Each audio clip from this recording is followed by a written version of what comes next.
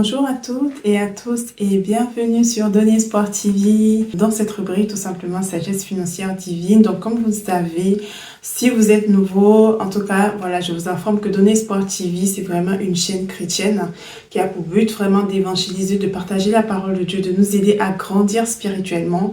Par la grâce de Dieu également, on aborde sur cette chaîne également les finances sous le regard de Dieu.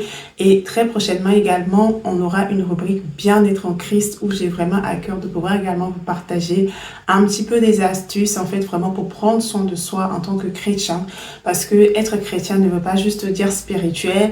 Nous sommes tridimensionnels, esprit, âme et corps, et il faut que les trois soient équilibrés pour que nous puissions vraiment être vraiment ces ambassadeurs et ces témoins de Christ là où nous sommes. Amen. Donc aujourd'hui nous allons tout simplement aborder dans cette rubrique sagesse financière. On va parler un peu de la malédiction parfois que certaines personnes peuvent ressentir sur leurs finances. C'est-à-dire tout simplement que il y a des personnes qui ont l'impression qui ne jouissent pas en fait de leurs finances. C'est-à-dire que du fruit de leur travail ou tout simplement de ce qu'ils gagnent, s'ils sont auto-entrepreneurs par exemple, ne jouissent pas pleinement. C'est-à-dire que c'est un peu comme si leur poche en fait était trouée. Vous voyez, c'est un peu comme tu portes en fait un pantalon par exemple qui est troué et en fait dès que tu mets de l'argent dedans, en fait ça passe de l'autre côté, ça tombe, mais c'est quelque chose que tu n'es pas conscient. Comment ça se manifeste en fait dans la réalité? Ça se manifeste parce que tu reçois ton argent, mais l'argent part très très très vite, c'est-à-dire qu'il y a plein de petits problèmes qui surgissent de nulle part. Et qui, voilà, des sollicitations, des maladies, des situations vraiment qui surviennent en fait de nulle part comme ça, et en fait au final tu te retrouves en fait vraiment sans rien, tu n'arrives pas à épargner, ou tu te retrouves tout le temps en découvert alors que quand même tu as donné ta vie au Seigneur, alors que tu es chrétien, tu vas à l'église, tu es sérieux dans ta marche avec le Seigneur. Donc on va essayer de comprendre en fait qu'est-ce qui se passe et pourquoi à la lumière de la parole de Dieu. Mais juste avant de rentrer dans le vif du sujet, je voulais tout simplement vous annoncer que les inscriptions pour la prochaine session de la formation 3 semaines pour gérer et prendre le contrôle de vos finances est ouverte. Donc vous pouvez tout simplement vous inscrire. Vous avez toutes les informations en bas de description pour pouvoir nous rejoindre à la prochaine session qui aura lieu le 21 septembre par la grâce de Dieu. Ne reste pas seul, viens et on va apprendre ensemble tout simplement comment apprendre à gérer ses finances selon les standards de Dieu. Amen. Pour revenir à notre sujet, on va tout simplement en fait nous appuyer un peu sur la parole de Dieu, parce que vous savez que tout ce que nous faisons, tout ce que je partage un peu sur cette chaîne est vraiment basé sur la parole de Dieu. Amen. Et on va aller lire ensemble en fait dans Malachie 3 à partir du verset 8. On va lire ensemble pour essayer de comprendre pourquoi est-ce que peut-être que tu te retrouves dans cette situation et que tu as vraiment cette impression que tu ne jouis pas de ton argent, tu travailles dur, mais l'argent ne reste pas. Pourquoi? Voilà. Dans Malachie 3, à partir du verset 8, on va lire ensemble. La Bible nous dit, en fait, c'est un échange en fait entre Dieu et le peuple d'Israël, d'accord? Et on va essayer de tirer un peu les leçons. Donc, à partir du verset 8, la Bible nous dit, c'est Dieu qui dit, il dit, un homme peut-il voler Dieu? Voilà. Pourtant, vous me volez et puis vous demandez, en quoi t'avons-nous volé? Vous me volez, et Dieu répond, vous me volez sur les dîmes et sur les offrandes. Vous êtes sous le coup d'une malédiction parce que tout ce peuple, vous tous, vous me volez. Donc là, je vais m'arrêter là. Donc en fait, déjà, Dieu dit en fait à son peuple qu'il traite en fait son peuple Israël de voleur. Voilà. Parce que tout simplement, le peuple n'apporte pas en fait les dîmes et les offrandes. Et ce qui est impressionnant, ce que le Seigneur va dire après, le fait de désobéir en fait à cette loi-là, vous êtes sous le coup d'une malédiction. Et on va continuer. Au verset 10, le Seigneur dit alors, si vous voulez ôter cette malédiction, voilà ce qu'il dit, apportez donc vos dîmes dans leur totalité au trésor du temple pour qu'il y ait des vivres dans ma demeure. De cette façon-là, mettez-moi à l'épreuve, déclare l'Éternel, le Seigneur des armées célestes. Alors vous verrez, bien si de mon côté, je n'ouvre pas pour vous les écluses des cieux et ne vous comble pas avec surabondance de ma bénédiction. Pour vous, je réprimerai l'insecte qui dévore. Il ne détruira plus les produits de vos terres et vos vignes dans vos campagnes. Ne mangeront plus et vos vignes dans vos campagnes ne manqueront plus de donner leurs fruits, déclare l'Éternel, le Seigneur des armées célestes. Ce qui m'intéresse, c'est vraiment surtout le dernier verset qui dit, verset 11 qui dit, « Pour vous, je réprimerai l'insecte qui dévore. Il ne détruira plus les produits de vos terres et vos vignes dans vos campagnes ne manqueront plus de donner leurs fruits. » Vraiment, dans ce verset-là, on a vraiment la réponse, en fait, pour toi qui m'écoute et qui a cette impression. En réalité, il faut savoir que le monde est d'abord spirituel avant d'être naturel. C'est-à-dire que tout ce qui existe dans le naturel a d'abord existé dans le spirituel. Et Dieu est esprit. Et Dieu opère dans le spirituel. Dieu d'abord fait ces choses dans le spirituel avant que toi et moi nous puissions le voir manifester. Donc dans ce verset-là, au verset 11, le Seigneur nous dit que je réprimerai, pour vous, je réprimerai l'insecte qui dévore. Ça veut dire que, en fait, il y a un insecte, il y a des insectes, j'ai envie de dire comme ça, qui de façon spirituelle, en fait, dévorent en fait les finances de beaucoup de chrétiens. Mais on l'ignore. Et ça se manifeste comment? Ça se manifeste par des maladies, en fait, qui arrivent de nulle part. C'est-à-dire des factures qui arrivent de nulle part. Du jour au lendemain, les factures, les problèmes n'arrêtent pas de s'accumuler. Et ces problèmes-là sont toujours en train de vous solliciter de sortir vos finances. Ça peut être également au niveau de votre entourage. En tout cas, voilà, vous avez vraiment cette impression. Et en fait, qu'est-ce qui se passe? C'est l'insecte. Mais cet insecte-là, elle vient de qui? Elle vient tout simplement de l'ennemi. Elle vient tout simplement de l'ennemi. Pourquoi? Parce que, comme la parole de Dieu nous dit, le Seigneur le disait plus haut, il y a vraiment une malédiction. Alors, quand on dit qu'il y a une malédiction, ça veut dire que quelque part, vos finances sont maudites. Et c'est pas quelque chose d'anormal. Parce que, avec le Seigneur, si vous obéissez, si nous obéissons en fait à ses commandements, le Seigneur nous dit, il va nous bénir. Mais si nous désobéissons, il y a des malédictions qui sont attachées en fait à la désobéissance, tout simplement, des commandements de Dieu. Et comme j'aime le dire, nous sommes dans un royaume. Et si vous êtes chrétien, vous m'écoutez, vous êtes chrétien, il faut que vous sachiez que vous avez changé de camp. C'est-à-dire que par le passé, si vous étiez dans le camp de l'ennemi, c'est-à-dire dans le monde, et que maintenant vous êtes chrétien, vous devez savoir que vous devez vous aligner aux normes, en fait, de votre nouvelle appartenance, c'est-à-dire au royaume des cieux. Ce qui se passe, c'est que beaucoup de chrétiens, parce que tout simplement, on n'a peut-être pas appris ou on n'a jamais été enseigné là-dessus, viennent en fait à Christ et continuent de fonctionner comme ils avaient l'habitude de fonctionner en fait quand ils n'étaient pas chrétiens. Ou bien, bon, on est chrétien, mais on a un pied avec le Seigneur et un pied, en fait, de l'autre côté. Le Seigneur nous dit, en fait, que c'est deux royaumes complètement différents. On ne peut pas mélanger les choses. Donc, si vous aviez une manière de fonctionner dans le monde, vous ne pouvez pas ramener cette manière de fonctionner dans le royaume de Dieu, parce que dans le royaume de Dieu, les choses fonctionnent différemment. Comme dans tout pays, il y a des règles, il y a des lois. Dans le royaume de Dieu, en matière de finances, il y a des principes, en fait, qu'il faut respecter. Et ça s'appelle, en fait, les lois spirituelles. Et parmi ces lois spirituelles, il y a un point que le Seigneur touche dans ce verset-là, qui est la loi des dîmes et des offrandes. Alors, je sais que ça peut être sujet de controverse parce que beaucoup de discussions autour de la dîme. Alors, beaucoup de personnes pensent que ce n'est plus d'actualité, qu'on n'est plus obligé de donner la dîme. D'autres sont pour, voilà, etc.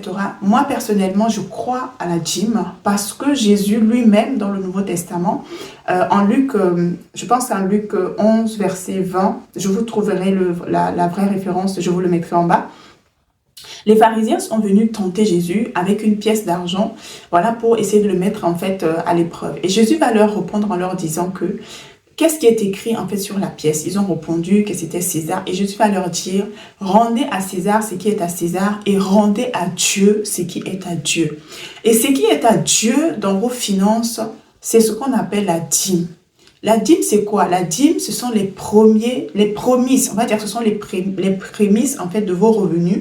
Ce sont les prémices, en fait, de tout ce que vous gagnez. Voilà, que ce soit, que vous soyez entrepreneur, salarié, ou bien, voilà, que vous ayez des aides sociales. La dîme doit correspondre, en fait, au premier 10% de tous vos revenus qui doivent revenir en fait au Seigneur. On dit que la dîme en fait, c'est considéré comme quelque chose de sacré, c'est quelque chose de consacré dont on ne doit pas en fait consommer. Et en fait, par ignorance ou tout simplement parce qu'on n'a pas compris, beaucoup de chrétiens ne donnent pas la dîme. Moi, personnellement, je crois en la dîme. J'ai vu la grâce de Dieu sur ma vie le jour où j'ai commencé vraiment à obéir, en tout cas à cette commandement. Et je peux vous dire que la dîme est toujours d'actualité parce que Jésus lui-même en a parlé dans le Nouveau Testament. Ce qui se passe, c'est quoi? C'est que quand vous ne donnez pas en fait votre dîme, dans le spirituel, il n'y a pas de couverture sur vos finances. Dieu ne protège pas en fait vos finances. Remarquez bien, ce verset-là, c'est le seul verset dans la Bible où Dieu dit « Mettez-moi à l'épreuve ».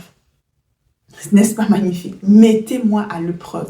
Ça dit que Dieu dit « Teste-moi ». Teste-moi, obéis, donne tes dîmes et tes offrandes et tu verras si je ne vais pas te bénir, si je ne vais pas te faire prospérer. C'est le seul verset. Vous ne trouverez nulle part ailleurs dans la Bible un verset où le Seigneur nous dit de le tester quand il s'agit des finances. Et en fait, quand vous n'obéissez pas en fait à une loi, à un commandement de Dieu, en fait, il y a un peu comme une sorte d'ouverture. Il n'y a pas de protection spirituelle sur vos finances. Du coup, ce qui se passe, c'est que quoi? L'ennemi va venir piocher, en fait, de façon anormale. Je ne suis pas en train de dire que si vous donnez vos dîmes, vos offrandes, ça veut dire que vous n'aurez pas forcément de problème. Mais vous allez voir qu'il y a une main protectrice, en fait, de Dieu qui va venir se poser de façon surnaturelle sur vos finances. Franchement, j'en ai vu la preuve. Je suis un témoin vivant de ce que ça fait en fait.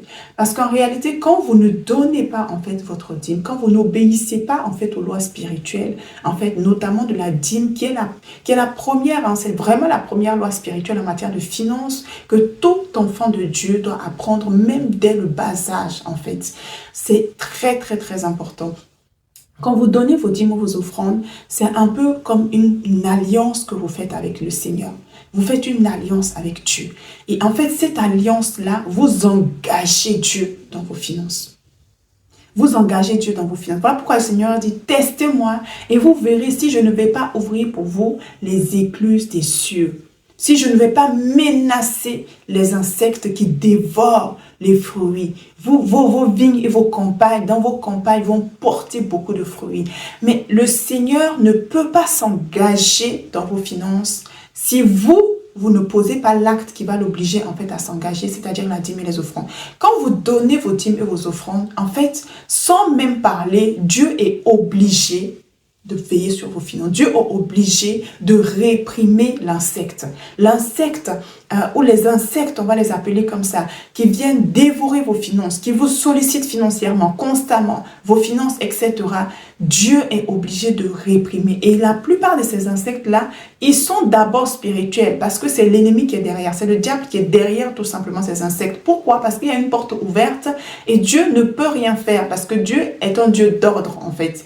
Donc, c'est tout simplement une des raisons, voilà, qui peut expliquer le fait que vous êtes chrétien, mais il y a toujours quand même cette frustration par rapport à vos finances qui fait que vous n'en jouissez pas, ou que vous sentez tout simplement que vous gagnez de l'argent, mais l'argent part en fait. L'argent n'arrive pas, vous n'arrivez pas à conserver l'argent. Donc, si vous ne donniez pas vos dîmes et vos offrandes, voici ce que la parole de Dieu nous dit. Pour ôter cette malédiction-là, décidez aujourd'hui d'engager Dieu dans vos finances en obéissant tout simplement à la loi des dîmes et des offrandes. D'accord? Donc, mais par contre, il faut savoir que la dîme, il y a une manière en fait vraiment de la donner pour toucher le cœur de Dieu. Et cela va faire l'objet d'une prochaine vidéo où je vais vous partager mon expérience avec la dîme parce que ça n'a pas été facile. J'ai lutté aussi comme beaucoup de chrétiens qui n'ont pas compris la puissance vraiment de la dîme en fait dans nos finances en tant que chrétiens. Je vais vous partager un peu comment j'ai lutté, comment le Seigneur m'en a convaincu, comment j'ai fait et comment est-ce que vous aussi vous devez faire vraiment, parce qu'il ne s'agit pas juste de donner en fait sa dîme, il y a une manière de donner de telle sorte que ça puisse toucher le Seigneur, parce que la vérité mon frère, ma soeur, c'est que Dieu n'a pas besoin de nos finances. La Bible dit que tout l'or et l'argent du monde lui appartient. Mais Dieu a institué ça parce qu'il a besoin d'un point de contact pour te faire prospérer financièrement. Amen. Donc voilà. Parmi ces lois spirituelles, je vous ai partagé tout simplement dans cette vidéo la partie de la dîme et des offrandes. Il y a d'autres lois spirituelles comme la loi de semer et de récolter. Et par la grâce de Dieu, on abordera également ce point dans une autre vidéo. Donc voilà, c'est une première piste qui va t'aider. Si tu es chrétien et que tu ne savais pas ce que c'était ou tu ne comprenais pas, ou personne n'a jamais pris aussi le temps de t'expliquer en fait comment fonctionne en fait cette loi-là. Donc voilà, maintenant tu as l'information. Je prie tout simplement que le Saint-Esprit illumine les yeux de ton cœur afin que tu puisses vraiment rentrer dans cette alliance-là avec le Seigneur par rapport aux finances. Amen. Et alors que tu vas faire ça, tu vas voir, alors que tu vas engager le Seigneur, tu vas expérimenter une protection surnaturelle, une couverture surnaturelle. Beaucoup de choses qui aspiraient en fait tes finances vont disparaître de façon surnaturelle parce que Dieu opère dans l'esprit. Amen. Donc voilà. Alors si tu es également chrétien, et que tu donnes déjà ta dîme et que tu me dis, mais Odile, moi je donne déjà ma dîme, mais malgré ça, je ne vois pas de changement. Il y aura une vidéo qui va arriver justement sur cette thématique-là. Tu vas comprendre également pourquoi est-ce qu'on peut donner la dîme, ça ne suffit pas. Il y a d'autres choses également qu'il faut faire. Donc voilà, je ne vais pas être plus long que ça. Donc je vous rappelle encore que les inscriptions sont ouvertes. Justement, ce sont des sujets que j'aborde beaucoup plus en profondeur dans la formation 3 semaines pour gérer et prendre le contrôle de vos finances. Donc, inscrivez-vous voilà, pour la prochaine session le 21 septembre. N'hésitez pas à vous abonner si ce n'est pas encore fait. Likez, commentez, partagez et n'hésitez pas tout simplement à me dire ce que vous en pensez également en commentaire. À très bientôt. Que Dieu vous bénisse.